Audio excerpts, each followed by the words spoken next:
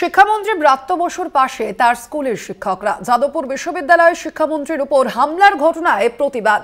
কালো ব্যাজ পরে পরীক্ষা হলে গার্ড দিচ্ছেন শিক্ষকরা। দেখতে পাচ্ছেন আপনারা সেই ছবি। শিক্ষামন্ত্রী ব্রাত্য বসুর পাশে তার স্কুলের শিক্ষকরা। শনিবারের যে ঘটনা, সেই ঘটনার পরই আমরা দেখেছি ইতিমধ্যেই কিন্তু বিভিন্ন বিশ্ববিদ্যালয় সেখানে যে ধর্মঘটের আঁচ তা ছড়িয়ে পড়েছে। এসএফআই এবং এআইডিএসও তাদের যে বিক্ষোভের আঁচ তা ছড়িয়ে পড়েছে এবং এই প্রেক্ষাপটে শিক্ষামন্ত্রী ব্রাত্য বসুর পাশে দাঁড়িয়েছেন তার স্কুলের শিক্ষকরা। শুভঙ্কর মণ্ডল প্রতিনিধি রয়েছেন ফোন লাইনে। শুভঙ্কর, এই বিষয়ে শিক্ষামন্ত্রী ব্রাত্য বসুর স্কুলের শিক্ষকরা তারা কি বলছেন?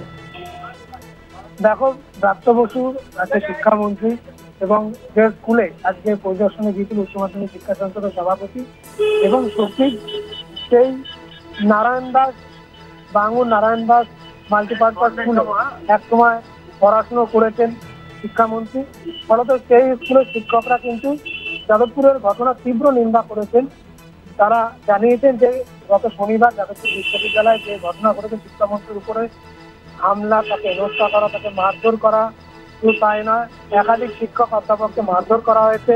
এই ঘটনা তারা তীব্র নিন্দা করেছেন। প্রধান শিক্ষক সঞ্জয় বড়ুয়া তিনি জানিয়েছেন যে তারা তীব্র নিন্দা করেন। এটি একটি কালিমালিপ্ত দিন এবং এই ঘটনা রাজ্যের শিক্ষা ব্যবস্থাকে কিন্তু কালিমালিপ্ত করে।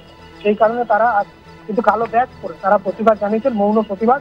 তবে উচ্চ মাধ্যমিক পরীক্ষা কিন্তু সেই স্কুলে হয়েছে এবং তারা তাদের দায়িত্ব পালন করেছেন। 35 জন মতো শিক্ষাকর্মী সেই স্কুলে রয়েছে। তারা এই প্রতিবাদ দেখাচ্ছেন। আপাতত ধন্যবাদ। তুমি আমরা কথা বলছিলাম, ফোন লাইনে ছিলেন প্রতিনিধি শুভঙ্কর মণ্ডল।